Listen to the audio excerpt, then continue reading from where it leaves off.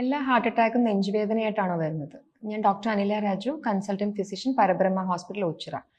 എല്ലാ നെഞ്ചുവേദനയും എല്ലാവർക്കും ഉള്ളൊരു സംശയമാണ്, ഈ ഹാർട്ട് അറ്റാക്ക് എന്ന് പറയുമ്പോൾ നെഞ്ചുവേദനയായിട്ടാണോ വരുന്നത്, അല്ലെങ്കിൽ നമ്മൾ സിനിമയിൽ കാണുന്ന കണക്ക് അത്രയും ഡ്രമാറ്റിക് ആയിട്ടാണോ നെഞ്ച് ഇങ്ങനെ പിടിച്ച് വീഴുന്ന പോലെ അങ്ങനെയാണോ നമുക്ക് റിയൽ ലൈഫിൽ വരുന്നത്? ഹാർട്ട് അറ്റാക്ക് എന്ന് പറയുമ്പോൾ അതിൽ 10 തൊട്ട് 20% ആൾക്കാർക്ക് മാത്രമാണ് ഒരു വളരെ സിവിയർ ആയിട്ടുള്ളൊരു ചെസ്റ്റ് പെയിൻ വരുന്നത്.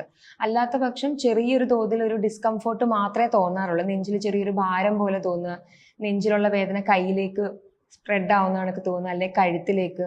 പലരും പറയാറുണ്ട് ഈ ജോ ലൈൻ, ഈ താടിയുടെ അവിടെയായിട്ട് വേദന വരുന്ന കണക്ക് തോന്നുക. പിന്നീട് ഈ നെഞ്ചുവേദന എന്ന് പറയുമ്പോൾ ഞാൻ പറഞ്ഞില്ലേ, സിനിമയിൽ കാണുന്നത് അത്ര ഡ്രമാറ്റിക് ആയിട്ടൊന്നും അല്ല ചെസ്റ്റ് പെയിൻ വരുന്നത്. സാധാരണ ചിലർ പറയുന്നത് ഒരു കല്ലെടുത്ത് വെച്ചിരിക്കുന്നത്, ഒരു ഭാരം തോന്നുന്ന പോലെയാണ് ഈ നെഞ്ചുവേദന പലരും പറയുന്നത്. നെഞ്ചുവേദന മാത്രമാണോ ഈ ഹാർട്ട് അറ്റാക്കിന്റെ സിംറ്റംസ്? അങ്ങനെയല്ല.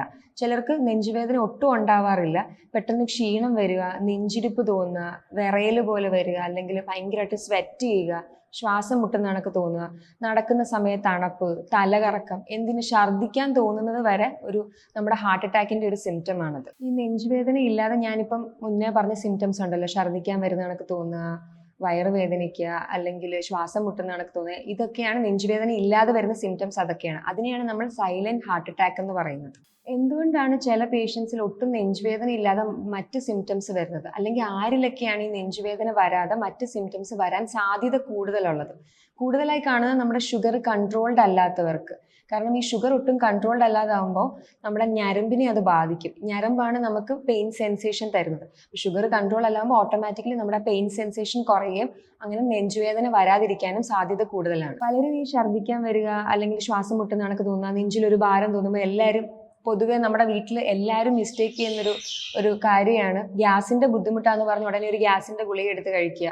അതാണ് ഏറ്റവും ചെയ്യുന്നൊരു മിസ്റ്റേക്ക്. ആ ഒരു ചെറിയൊരു മിസ്റ്റേക്ക് കൊണ്ട് പലരുടെയും ജീവൻ ഒരുപാട് ആപത്തിലായിട്ടുണ്ട്. ആരൊക്കെയാണ് ഹാർട്ട് അറ്റാക്ക് വരാൻ ഹൈ റിസ്ക് കാറ്റഗറി? ആർക്ക് വേണമെങ്കിലും ഹാർട്ട് അറ്റാക്ക് വരാം. ഇപ്പം യങ് ആയിട്ടുള്ള 18 വയസ്സുള്ളവർക്ക് വരെ ഹാർട്ട് അറ്റാക്ക് വരുന്നുണ്ട്. പക്ഷെ എന്നാലും നമ്മുടെ ഇപ്പോൾ ഒരു പോപ്പുലേഷനൊക്കെ വൈസ് ആരാണ് കൂടുതൽ റിസ്കിലുള്ളത്?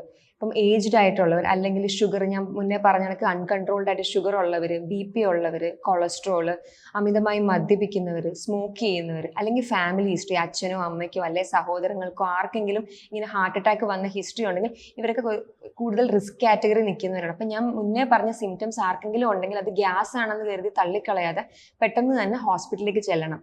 എന്തുകൊണ്ടാണ് ഈ പെട്ടെന്ന് തന്നെ ഹോസ്പിറ്റലിലേക്ക് ചെല്ലണമെന്ന് ഞാൻ പറയുന്നതിന് കാരണം, നമുക്ക് ആദ്യത്തെ ഒരു ഗോൾഡൻ അവർ ഉണ്ട്, അതൊരു 90 minutes ആണ്.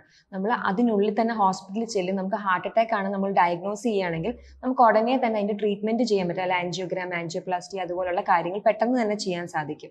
ഓരോ മിനിറ്റ് വൈകും തോറും നമ്മുടെ ഹാർട്ട് ഡാമേജ് ആയിക്കൊണ്ടേയിരിക്കുകയാണ്, നമ്മുടെ ജീവനത് ആപത്തായിക്കൊണ്ടിരിക്കുകയാണ്.